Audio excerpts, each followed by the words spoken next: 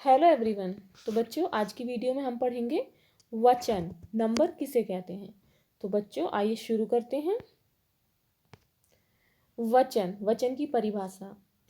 तो बच्चों, संख्या के जिस रूप से व्यक्ति या वस्तु का एक या एक से अधिक होने का पता चलता है उसे वचन कहते हैं। जैसे पुस्तक, पुस्तकें, कमरा, कमरे आदि। तो इसमें बच्चों पुस्तक का मतलब है एक पुस्तक, और पुस्तकें तो एक से ज़्यादा हो गई, तो इसलिए यहाँ पर एक वचन और बहुवचन का पता किससे चलता है? वस्तुओं से। जो संज्ञा है तो उस संज्ञा से हमें एक वचन या बहुवचन होने का पता चलता है। तो बच्चों, हिंदी में वचन के जो भेद होते हैं वो दो होते हैं, यानी कि प्रकार जो होते हैं वचन के दो होते हैं। एक तो होता है एक वचन जिसे हम सिंगुलर नंबर कहते हैं, और बहुवचन जिसे हम प्लूरल नंबर कहते हैं। तो सबसे पहले देखते हैं एक वचन सिंगुलर नंबर। शब्द के जिस रूप से एक व्यक्ति या वस्तु का पता चलता है, यानी जिस शब्द से हमें ये पता चलता है कि ये एक व्यक्ति है या वस्तु है, उसे एक वचन कहते हैं। जैसे कि घोड़ा, गाड़ी, पुस्तक, बच्चा आदि। तो इन शब्दों से हमें क्या पता चलता है कि ये एक है। तो घोड़ा से हमें पता चलता है कि घोड़ा जो है वो अकेला है, यानी कि ये एक वचन में है। इसी प्रकार से गाड़ी, पुस्तक, बच्चा, ये सभी शब्द बताते हैं कि ये अकेले हैं, सिंगुलर हैं, यानी कि ये एक वचन में है। अब देखते हैं बहुवचन प्लूरल नंबर। तो बच्चों, शब्द के जिस रूप से एक से अधिक व्यक्तियों या वस्तुओं का पता चलता है उसे बहुवचन कहते हैं। जैसे घोड़े, गाड़ियां, पुस्तकें, बच्चे आदि। तो बच्चों घोड़े, अब यहाँ ये नहीं कह सकते कि ये एक घोड़ा है, तो घोड़े यानी कि बहुत सारे घोड़े हैं। तो ये जब संख्या एक से ज़्यादा हो तो उसे हम बहुवचन में रखते हैं। इसीलिए घोड़े, गाड़ियां, पुस्तकें, बच्चे ये इंडिकेट करते हैं, ये बताते हैं कि ये एक से ज़्यादा हैं, इसीलिए ये बहुवचन है। अब देखते हैं बच्चों, कुछ ध्यान देने योग्य बातों के बारे में जानते हैं। व्यक्तिवाचक, भाववाचक और द्रव्यवाचक संज्ञाओं का प्रयोग प्राय एक वचन में होता है। जैसे कि अब समझिए कि व्यक्तिवाचक और भाववाचक तथा जो द्रव्यवाचक संज्ञा है उनका हम एक वचन में कैसे प्रयोग करते हैं। रमेश दिल्ली जा रहा है, तो रमेश जो है व्यक्तिवाचक संज्ञा है, तो इसलिए, और रमेश अकेला है, तो इसीलिए ये एक वचन होगा। जब भी किसी का नाम होगा, नाम किस में आएंगे? जब व्यक्ति का नाम होगा तो वो व्यक्तिवाचक संज्ञा होती है, तो इसीलिए व्यक्तिवाचक संज्ञा जो है वो हमेशा एक वचन में आती है। अब देखते हैं ईमानदारी श्रेष्ठ नीति है। तो यहाँ पर जो भावना है, ऑनेस्टी, ईमानदारी, ये एक भाव है, तो इसलिए हमेशा ये एक वचन में प्रयोग होता है। अब है बच्चों, सोना कीमती वस्तु है।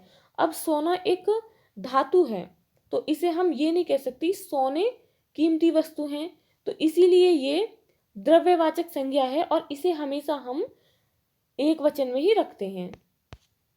अब देखते हैं बच्चों, जातिवाचक और समूहवाचक संज्ञाओं का प्रयोग एक वचन और बहुवचन दोनों में हो सकता है। जैसे अब देखिए बच्चों, गाय घरेलू जानवर है, तो गाय जो है इसमें जातिवाचक है और एक वचन है। अब यहाँ पर है गायें चर रही हैं, तो गाय जो है बहुत सारी हो गई गाय। यहाँ पर गाय एक कोई इंडिविजुअल नहीं है, गाय कोई सी भी हो सकती है, इसीलिए यहाँ पर बहुत सारी गाय हैं, तो यहाँ पर एक जातिवाचक बहुवचन में है। यदि यहाँ इसकी जगह पर होता कि राहुल स्कूल जा रहा है, तो यहाँ पर राहुल जो होता वो जातिवाचक ही है, लेकिन यहाँ पर राहुल को हम बहुवचन में नहीं रख सकते। लेकिन जो गाय है, हम गाय को बहुवचन में रख सकते हैं। यहाँ एक गाय है और गाय बहुत सारी भी हो सकती हैं, लेकिन ऐसा नहीं हो सकता कि राहुल अकेला है और राहुल बहुत सारे हो सकते हैं। तो यहाँ पर इंडिविजुअल है और यहाँ पर बहुवचन है। अब देखते हैं दूसरा, लोगों का यह समूह सबसे बड़ा है। तो यहाँ पर समूहवाचक है, समूह में बहुत सारे लोग हैं, तो हम इसे लोगों का समूह जो है वो अकेला है। लोग तो बहुत सारे हैं लेकिन समूह को एक बना दिया गया है, इसीलिए हम इसे एक वचन में रखेंगे। अब देखते हैं, लोग अनेक समूहों में बैठे बात कर रहे थे। अब यहाँ भी समूहवाचक है, लेकिन लोग बहुत सारे हैं और उन लोगों के बहुत सारे समूह हैं, तो अलग अलग समूह हैं। तो हम यहाँ पर बात कर रहे हैं कि लोग अनेक समूहों में, तो जब बहुत सारे समूह हैं तो उन समूहों में बैठे बात कर रहे थे, इसीलिए यहाँ पर समूहवाचक बहुवचन है। अब देखते हैं बच्चों, आदर के लिए प्रयोग होने वाले शब्द एक वचन में होते हुए भी बहुवचन की तरह प्रयोग होते हैं, जैसे कि दादाजी सो रहे हैं। तो बच्चों देखिए, यहाँ पर दादाजी हमारे एक वचन हैं, लेकिन यहाँ पर जब हम हिंदी में लिखेंगे तो हम ऐसे नहीं लिख सकते कि दादाजी सो रहा है, तो हम उन्हें लिखेंगे दादाजी सो रहे हैं। वैसे ही दूसरा है शर्मा जी हमें गणित पढ़ाते हैं। अब शर्मा जी इंडिविजुअल है, एक टीचर ही गणित पढ़ाएगा, ऐसा नहीं हो सकता कि एक टाइम में एक से ज़्यादा टीचर हमें गणित पढ़ाएं।